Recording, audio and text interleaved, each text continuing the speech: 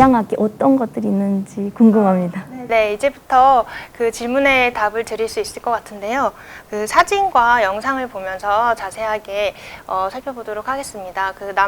남한의 그 전통악기와 이제 북한의 민족악기가 있는데, 북한의 민족악기를 중심으로 해서 추가적으로 남한의 전통악기에 대해서 설명을 드리겠습니다. 먼저 가야금인데요. 음역대를 확장을 했습니다. 원래는 가야금은 12줄입니다. 그래서 그 12줄에서 북한은 지금 21연으로 21줄로 이제 음역대를 확장했고, 지금 우리나라에서는 25연 가야금이라고 해서 창작음악을 주로 할 때 연주를 하게 되는데, 그 25연 가야금은 이제 25줄입니다.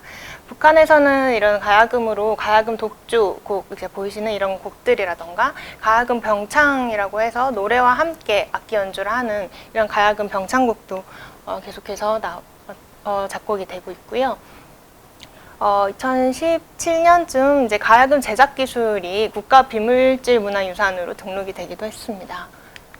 다음은 저대입니다. 남한 전통악기, 우리나라 전통악기 중에 대금에 상하는 악기로 보시면 되는데요. 그 저대 제작 방법 또한 가야금처럼 국가 비물질 문화유산으로 등록이 되었습니다. 악기 형태는 관대, 연결관, 음공, 치구 등으로 구성이 되어 있고, 남한의 대금 같은 경우는 지공이라고 해서 소리가 나는 구멍을 손가락으로 막아서 이제 소리를 내게 되는데, 여기 보이시는 것처럼 쇠붙이를 이렇게 만들어서 붙여서 이거를 좀 더 이제 지공을 좀 더 수월하게 막고 또 확실하게 막아서 또 소리를 좀 더 명확하게 낼 수 있게끔 이렇게 개량을 한 것으로 볼 수 있습니다. 다음은 단소인데요. 단소 또한 약간은 이제 형태가 좀 아무래도 악기의 차이이지만 개량한 방법에 대해서는 저대와 비슷한 것으로 보시면 됩니다. 이걸 통해서 이제 다양한 주법이 좀 더 명확하고 좀 깨끗한 음색으로 가능하게 됩니다. 해금류입니다. 해금은 남한의 우리나라의 해금 전통 악기 해금의 경우에는 그 두 줄로 되어 있고요. 그리고 활이 안에 들어가 있어요. 그래서 이제 줄 안에 활이 껴 있는 이런 상태라고 보시면 됩니다. 근데 이제 이 북한의 해금은 그 개량된 해금은 그 여기 왼쪽부터 소해금, 중해금, 대해금, 저해금인데요. 현이 일단은 4현입니다. 4개이고, 그리고 활이 개방되어 있어서 이렇게 붙어 있지 않고 따로 떨어져 있습니다. 그리고 주로 이제 남한의 그 해금은 앉아서 전통 악기죠. 남한의 해금이라고 이제 말씀드렸지만은 이제 비교를 위해서 이렇게 말씀을 드렸고, 이제 고악기라고 하는 전통 악기죠. 전통 악기는 앉아서 연주를 하는 반면에 이렇게 해금, 소해금이나 이제 북한에 개량된 해금 같은 경우에는 의자에 앉아서 연주하는 것이 대부분입니다. 이것은 이제 공연 장면을 잠깐 보여드리려고 하는데요. 제가 지난번에 참여했던 공연입니다. 여기서 그 해금 연주자, 소해금 연주자 박성진 선생님께서 이제 연주를 하는 장면을 잠깐 보시겠습니다.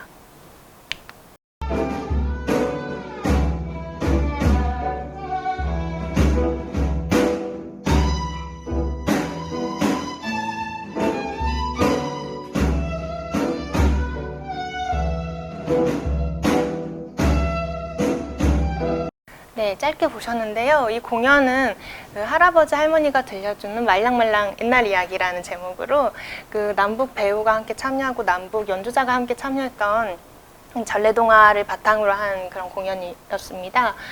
보시면은 이제 제가 연주하고 있는 거는 25연 가야금입니다. 현이 크죠? 현이 많죠. 그래서 넓어서 그 음역대가 넓어서 자유롭게 좀 화성이라던가 이렇게 서양 악기와 함께 연주할 수 있는 부분이 가능한 부분이 있고요. 그리고 그다음에 옆에는 장구, 그리고 그다음에 소해금입니다. 소해금 아까 이렇게 종류 보여주셨잖아요. 크기가 이제 작은 소해금부터 뭐 이제 저해금 이렇게 말씀하셨는데, 그러면 그 원래 우리 전통 악기 자체도 그렇게 종류가 다양하게 있었고, 뭐 약간 바이올린부터 뭐 이렇게 첼로, 베이스처럼 그런 다양한 소리를 내는 거. 네네네, 맞습니다. 근데 이제 보통은 뭐 다양한 그 음악에 따라서 다양한 악기를 쓰게 되는데요. 아무래도 베이스라던가 그런 높은 음이라던가 이런 거를 이제 필요로 할 때마다 악기를 이제 또 다양하게 또 창작 음악에서 쓰기도 하지만 보통은 전통 음악에서 우리나라에서 쓰는 해금은 규격화가 되어 있고요. 북한에서도 보통 소해금을 많이 활용을 합니다. 다음은 어원금입니다. 우리나라의 그 전통 악기, 그러니까 북한에서 고악기라고 부르는 이런 전통 악기 형태와는 좀 다른 형태들의 악기 개량된 모습을 좀 보실 수 있습니다. 그 사진을 보시면 박 형태의 울림통이 있고요. 그 위로는 지붕대가 있고 머리 부분에 이제 금속의 고정괴 그리고 울림구멍, 머리 부분에 4개의 빈혈 형태와 줄감기가 있습니다. 그리고 4개의 철선으로 구성이 되어 있는데요. 이 악기는 김정일 위원장이 62년 8월에 어운동 군사 야영할 때 악기 제작을 직접 나서고 이름을 이렇게 명명했다고 합니다. 이 악기는 무릎 위에 놓고 이제 연주를 하게 되고요. 이렇게 사진에서 보시는 것처럼 서서 연주를 하기도 합니다. 다음은 장세납입니다. 이것은 우리나라 이제 전통악기 그 태평소를 좀 더 길게 만들어서 또 음량을 좀 더 크게 하고 좀 부드러운 소리를 낼 수 있도록 그렇게 만든 악기입니다. 다음은 양금인데요. 민족 타연 악기고 보통은 이제 양금의 전통 악기라고 하면 이렇게 앉아서 하는 경우가 대부분인데 이렇게 다리를 놔서 올려서 이제 연주를 하게끔 만드는 부분이 조금 다른 형태라고 볼 수 있습니다. 그리고 넓은 음역대 그리고 음량을 풍부하게끔 이렇게 악기를 이제 계속해서 개량을 하게 되고요. 다음은 이제 옥류금이라는 악기입니다. 이 옥류금이 아무래도 북한의 대표적인 개량 악기로 볼 수 있는데요.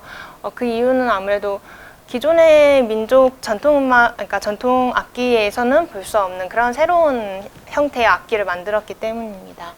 옥류금은 그 70년대 초 이제 새롭게 만들어졌는데 그 음역이 넓고 전조가 자유롭습니다. 앞서 말씀드렸던 게 전조가 자유롭다는 것이 이제 실제로 제가 영상을 통해서 보여드릴 텐데요.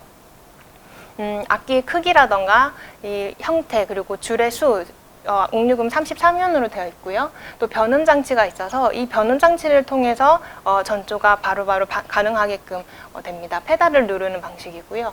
뭐 음색이라던가 이런 목각 장식 하나하나 전부 다 이제 김정일 위원장이 그 악기 제작에 관련이 되어 있다. 그 김정일의 교실을 바탕으로 악기가 만들어졌다고 이야기가 되고 있습니다.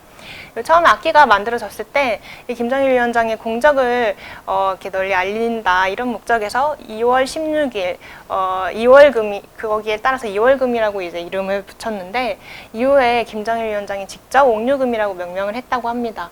그 옥이 굴러가는 아름다운 소리 같다 뭐 이런 이야기도 있고요. 또 옥류라고 부르는 유서 깊은 대동강의 흐름과 같이 맑고 부드럽고 우아한 소리를 내는 시대의 새 민족 악기 이렇게 이런 유래에서 이런 이름이 붙여졌다고 합니다. 그리고 그 옥류금 같은 경우는 이제 민족악기 와공후를 가야금처럼 눕혀서 연주를 하도록 만들어봐라 이런 지시에 의해서 이제 개량이 시작됐다고 합니다. 그리고 음량 문제를 해결해서 음역을 넓히고 아까 말씀드렸던 조바꿈 장치 이것도 이제 제작을 하게 됩니다. 이거는 실제 제가 갖고 있는 옥류금 악기 사진입니다. 그 현이 있고요. 그 지금은 이제 앞에 악기 딱 전면 사진만 보여서 높이가 보이지 않는데 이 뒤에 사진을 보면 이렇게 되어 있습니다. 아까 그 대표적인 그 악기의 브랜드 중에 은방울이라는 게 있었죠. 이게 잘 보이실지 모르겠지만 은방울이라고 옆에 우측편으로 보시면 평양악기공장이라고 조그맣게 이제 있습니다. 평양악기공장에서 제작한 은방울이라는 이런 그 브랜드의 옥류금입니다. 앞에 목각 장식도 은방울도 있고 뭐 되게 섬세하게 세세하게 잘 되어 있고요. 이것이 아까 봤던 변음 장치 그 페달입니다. 그 페달을 누르게 되면 발로 밟으면 이게 조가 바뀝니다. 이제 그게 잠깐 잘 이해가 말로는 안 가시죠? 그래서 보시면 이게 이제 자세히 보시면 페달을 이제 눌렀을 때 하나를 눌렀을 때 이렇게 음이 눌려지면서 그 해당 음이 바뀌게 되는 겁니다. 그래서 그 옥이 굴러가는 소리인지 아닌지 한번 확인해 보시죠.